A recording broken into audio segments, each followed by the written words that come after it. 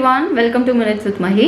இன்னைக்கு இந்த வீடியோவில் நம்ம பார்க்க போகிறது என் ஹஸ்பண்டோட ஃப்ரெண்ட் ஒருத்தருக்கு வந்து இப்போ ரீசெண்டாக மேரேஜ் ஆச்சு. ஸோ அவங்களுக்காக நாங்கள் ஒரு சின்னதாக ஒரு நான்வெஜ் விருந்து கொடுத்தோம். ஸோ நான் என்னென்ன ரெசிபீஸ் எவ்வளோ ரெசிபீஸ்லாம் பண்ணேன் அப்படிங்கிறது தான் நான் இந்த வீடியோவில் இன்க்ளூட் பண்ணியிருக்கேன். ஸோ வீடியோ பார்த்துட்டு எப்படி இருக்குன்னு கமெண்ட்டில் சொல்லுங்கள். அண்ட் இந்த வீடியோவில் பார்த்தீங்கன்னா எனக்கு கொஞ்சம் லைட்டிங்லாம் கம்மியாக தான் இருந்தது. நான் செய்யும் போது ஈவினிங் ஆயிடுச்சேன். ஆக்சுவலி அவங்கள ஈவினிங் தான் நைட்டு டின்னருக்கு தான் இன்வைட் பண்ணியிருந்தோம். ஸோ நான் செய்யறதுக்கு ஈவினிங் ஆனனால எனக்கு லைட்டிங் சரியாக கிடைக்கல. என்னோட கிச்சன் வந்து ரொம்ப சின்னது. ஸோ அதனால் லைட்டிங் சரியாக இருக்காது. சம் ரெசிபீஸில் பார்த்தீங்கன்னா லைட்டிங்ஸ் சரியாக இருக்காது. ஸோ அதெல்லாம் கொஞ்சம் ப்ளீஸ் அட்ஜஸ்ட் பண்ணிக்கோங்க. ரொம்ப பெருசாக தடல் புடலாக நான் பண்ணியிருப்பேன்னு எக்ஸ்பெக்ட் பண்ணாதீங்க. கொஞ்சம் சுமாராக ஒரு 4-5 ரெசிபீஸ் தான் நான் ட்ரை பண்ணியிருக்கேன். ரொம்ப பெருசாலாம் ஒன்றும் கிடையாது. ஸோ வீடியோக்குள்ளே போகிறதுக்கு முன்னாடி மறக்காமல் என் சேனலுக்கு சப்ஸ்கிரைப் பண்ணுங்கள். பக்கத்தில் இருக்க பெல் ஐக்கனும் டேப் பண்ணிக்கோங்க. அப்போ தான் உங்களுக்கு ஃபியூச்சர் வீடியோஸோட நோட்டிஃபிகேஷன்ஸ் வரும். So let's get into the video. இது வந்து ரைத்தாக்கு, அதனால தான் இவ்வளோ சின்ன சின்னதாக கட் பண்ணுறேன்.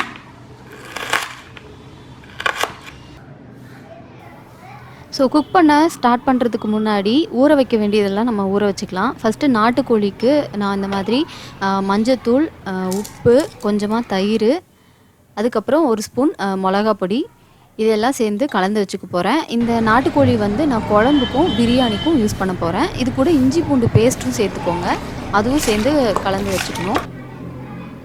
அதுக்கப்புறம் ப்ராய்லர் சிக்கன் நான் வந்து சில்லி சிக்கனுக்காக எடுத்திருக்கேன்.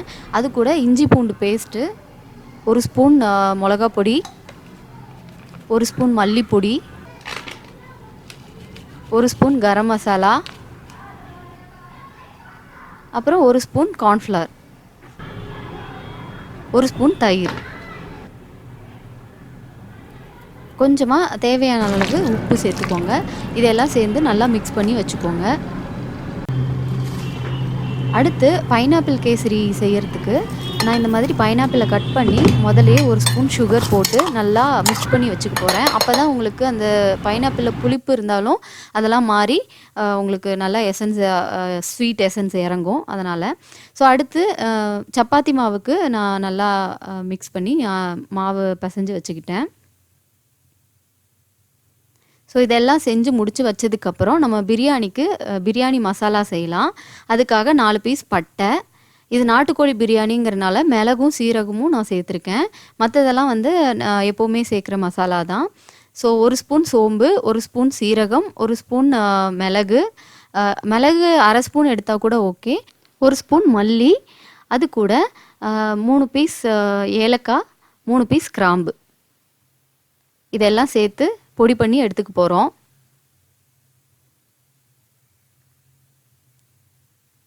ஸோ அவ்வளோதான், இந்த மாதிரி பொடி பண்ணிக்கோங்க. இதுதான் பிரியாணி மசாலா நம்ம ரெடி பண்ணுறது. ஸோ இதுதான் பிரியாணிக்கு சேர்க்க போகிறோம்.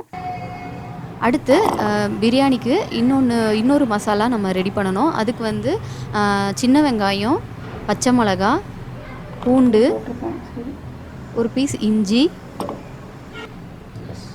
அது கூட ஒரு கைப்பிடி மல்லி இலையும் புதினா இலையும் சேர்த்துக்க போகிறோம். சேர்த்து இதை வந்து நல்லா பேஸ்ட்டாக அரைச்சிக்கோங்க, தண்ணி சேர்க்கக்கூடாது.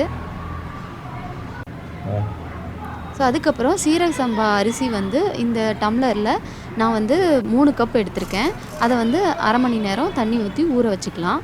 நல்லா வாஷ் பண்ணிவிட்டு ஊற வச்சுக்கோங்க. ஸோ இப்போ பிரியாணி செய்ய ஸ்டார்ட் பண்ணலாம். அதுக்கு தேவையான அளவு எண்ணெய் ஊற்றிக்கோங்க. ஒரு 4 குழிக்கரண்டி இல்லைன்னா 5 குழிக்கரண்டி எண்ணெய் ஊற்றுனீங்கன்னா கரெக்டாக இருக்கும். அது கூட ஒரு 2 ஸ்பூன் நெய் சேர்த்துக்கிறேன்.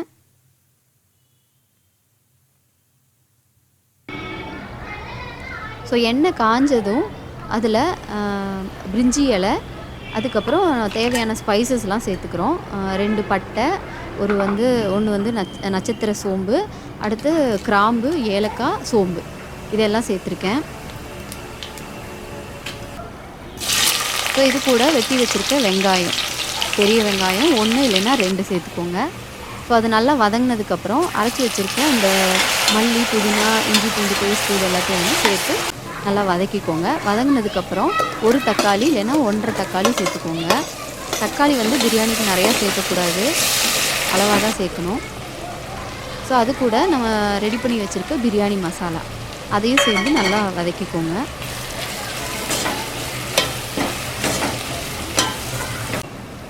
இதுக்கு தேவையான அளவு காரம் உங்களுக்கு எவ்வளோ வேணுமோ அதுக்கேற்ற மாதிரி மிளகாப்பொடி சேர்த்துக்கோங்க. மல்லிப்பொடி வந்து தேவையில்லை, நம்ம மல்லி சேர்த்து தான் அரைச்சிருக்கோம். ஸோ அதுக்கப்புறம் நம்ம ஊற வச்சுருந்தோம் இல்லையா நாட்டுக்கோழி, அதை சேர்த்துக்கலாம். நாட்டுக்கோழி இந்த மாதிரி லெக் பீஸ் கேட்டிங்கன்னா, பிரியாணிக்குன்னு கேட்டிங்கன்னா இந்த மாதிரி கட் பண்ணி கொடுப்பாங்க. ஸோ அதை நல்லா மிக்ஸ் பண்ணி விட்டுட்டு நல்லா வெந்ததுக்கப்புறம் அது கூட தேவையான அளவு தண்ணி சேர்த்துக்கோங்க. நான் 1 கப் அரிசிக்கு 1.5 கப்பு தண்ணி சேர்த்துருக்கேன். ஸோ தண்ணி நல்லா கொதித்ததுக்கப்புறம் அது கூட ஊற வச்சுருந்த நம்ம சீரக சம்பா அரிசியை சேர்த்துக்கலாம்.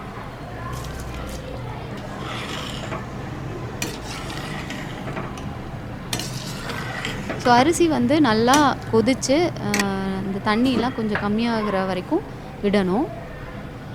ஸோ தேவையான அளவு உப்பு சேர்த்துக்கோங்க.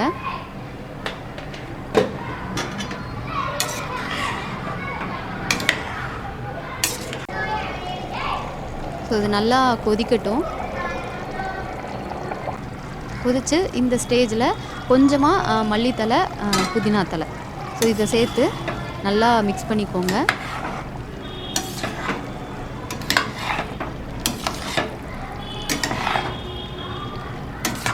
ஸோ இந்த அளவுக்கு தண்ணியெல்லாம் கம்மியாகி இந்த ஸ்டேஜில் வந்து நம்ம தம் போட்டுக்க போகிறோம். ஸோ இந்த மாதிரி ஒரு பாத்திரத்தில் தண்ணி பிடிச்சி வெயிட் வச்சுட்டு கீழே தோசைக்கல் வச்சுருக்கேன். ஸோ இது ஒரு 15 to 20 மினிட்ஸ்க்கு அப்புறம் ஓப்பன் பண்ணிங்கன்னா நல்லா வெந்திருக்கும். 15 மினிட்ஸ் விடுங்க, அதுக்கு மேலே விட்டிங்கன்னா அடி பிடிச்சிரும். 15 மினிட்ஸ்க்கு அப்புறம் நீங்கள் சப்போஸ் அது வேகலைன்னா கூட ஓப்பன் பண்ணி பார்த்துட்டு மறுபடியும் கூட நீங்கள் தம் வைக்கலாம். ஸோ இது வந்து நல்லா வெந்துருச்சு. நான் 15 மினிட்ஸ் விட்டுட்டேன். ஸோ நல்லா பொலன்னு சூப்பராக பிரியாணி ரெடி ஆகிடுச்சு.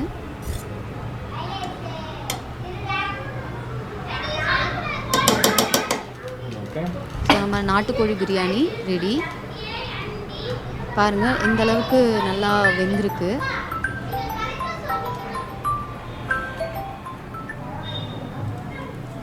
ஸோ அடுத்து நம்ம நாட்டுக்கோழி குழம்புக்கு ரெடி பண்ண போகிறோம். இதில் நான் சின்ன வெங்காயத்து கூட மஞ்சத்தூள் சேர்த்து அதை தனியாக அரைச்சி வச்சுக்கிட்டேன். அடுத்து தேங்காய், அது கூட மிளகு, சீரகம், சோம்பு, கொஞ்சமாக கசகசா, இது கூட கொஞ்சமாக தண்ணி சேர்த்து அரைச்சி எடுத்துக்க போகிறோம்.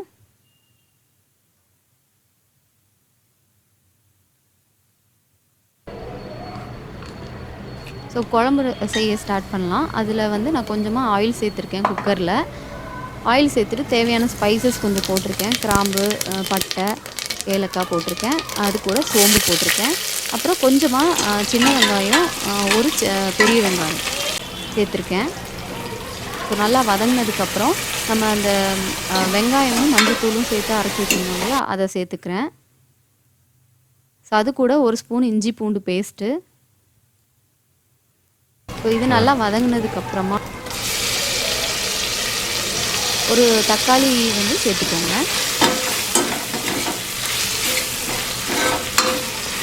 ஒரு சின்ன தக்காளி சேர்த்தா போதும். கொஞ்சமாக தக்காளி வதங்கிறதுக்காக உப்பு சேர்த்துக்கிறேன். ஊற வச்சுருங்க. இப்போ நாட்டுக்கோழி வந்து நம்ம கிரேவிக்காக சேர்த்துக்கலாம். ஸோ இதை நல்லா வதக்கிக்கோங்க. நல்லா வதங்கினதுக்கப்புறம் தேவையான அளவு, நமக்கு காரம் தேவையான அளவு நம்ம மிளகாப்பொடி சேர்த்துக்கலாம். அதுக்கப்புறம் மல்லிப்பொடி சேர்த்துருக்கேன். 1 ஸ்பூன் மிளகாப்பொடி, 2 ஸ்பூன் மல்லிப்பொடி சேர்த்துருக்கேன். ஸோ இது நல்லா வதக்கிட்டு ஒரு 2 மினிட்ஸ் இல்லைன்னா 3 மினிட்ஸ் விடுங்க. அதுக்கப்புறம் அரைச்சி வச்சுருக்க தேங்காய் பேஸ்ட்டை சேர்த்துக்கலாம். அதையும் சேர்த்து நல்லா வதங்கினதுக்கப்புறம் நம்ம அந்த மிக்சியில் அரைச்சோம் இல்லையா, அந்த தண்ணியவே நான் வந்து குழம்புக்காக நான் சேர்த்துக்க போகிறேன்.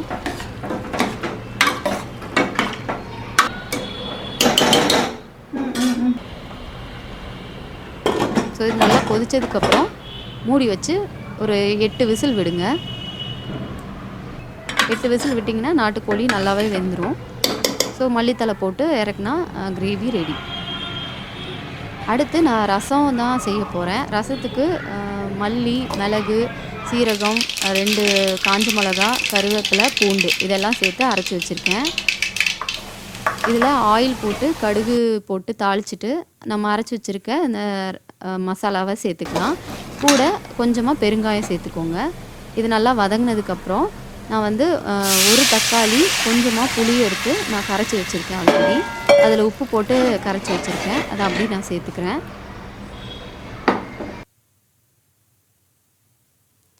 ஸோ ரசம் வந்து நல்லா நுர பொங்கினதும் மல்லித்தலை சேர்த்து நம்ம ரசத்தை இறக்கிக்கலாம்.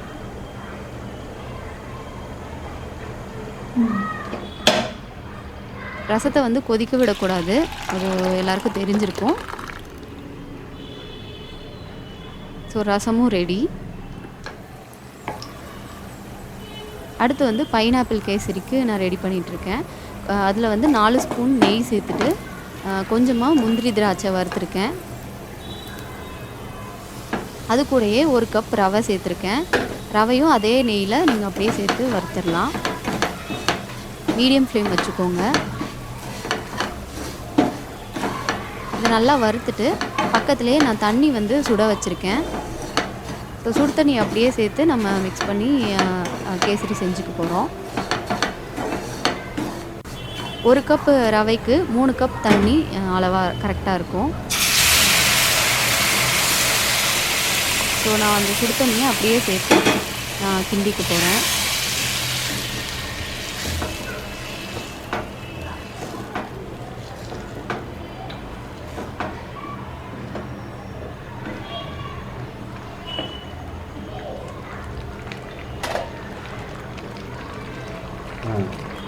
ஸோ இது கூட நான் வந்து மஞ்சள் கலர் கேசரி பவுடர் கலந்து வச்சுருக்கேன், தண்ணியில் கலந்து வச்சுருக்கேன். ஸோ அது சேர்த்துக்கிட்டேன். பைனாப்பிள் எசன்ஸ் சேர்த்துக்கிறேன். அந்த மூடியில் ஒரு அரை மூடி தான் சேர்த்துருக்கேன். ரொம்ப சேர்த்துறாதீங்க, கொஞ்சமாக தான் சேர்க்கணும். அரை மூடி சேர்த்து இந்த மாதிரி கேசரி வந்து கிளறிக்கணும். நான் 1 கப் ரவைக்கு 1 கப் சர்க்கரை சேர்த்துருக்கேன். சர்க்கரையும் சேர்த்து நல்லா கிளறிக்கோங்க.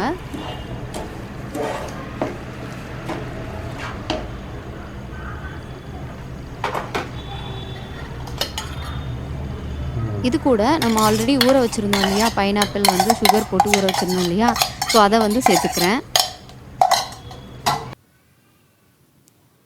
ஸோ ஆல்ரெடி சொன்ன மாதிரி நீங்கள் இந்த மாதிரி ஊற வச்சிட்டிங்கன்னா பைனாப்பிளில் இருக்கிற புளிப்பும் வந்து தெரியாது. நான் இது வந்து ஒரு டிவி ஷோவில் பார்த்தேன், இந்த மாதிரி செஞ்சாங்க. ஸோ அதனால் நான் அதையே ஃபாலோ பண்ணுறேன். டேஸ்ட்டாக தான் இருந்துச்சு. நல்லா சுகர் கூட நல்லா அது ஊறி அந்த புளிப்புத்தன்மை வந்து போயிடும். ஸோ இந்த அளவுக்கு நல்லா கிண்டிக்கோங்க. அவ்வளோதான், நம்ம பைனாப்பிள் கேசரி ரெடி. அடுத்து சில்லி சிக்கன் நான் செஞ்சுக்க போகிறேன். சில்லி சிக்கனுக்கு நான் ஊற வச்சுருந்தேன் இல்லையா, ஸோ அதுவும் சேர்ந்து நான் இந்த மாதிரி சில்லி சிக்கன் பொரித்து எடுத்துட்டேன்.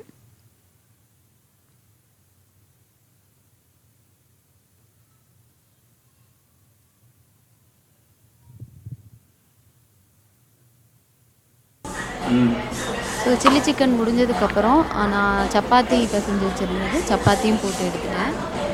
என்னால் வந்து நிறையா காமிக்க முடியல, எனக்கு டைம் இதுவே வந்து 15 மினிட்ஸ் மேலே போயிடுச்சு வீடியோ.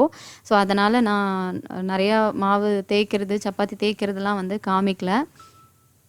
ஆல்சோ சில்லி சிக்கனுக்கு வந்து நான் சொல்ல மறந்துட்டேன், எக்கு சேர்ப்பாங்க. நான் வந்து எனக்கு எக்கு பிடிக்காது, அதனால் நான் சேர்க்கல. எக்கு சேர்க்குறவங்க சேர்த்து கூட செய்யலாம். So chapati also ready. அடுத்து ரைத்தா செஞ்சுக்கிட்டேன்.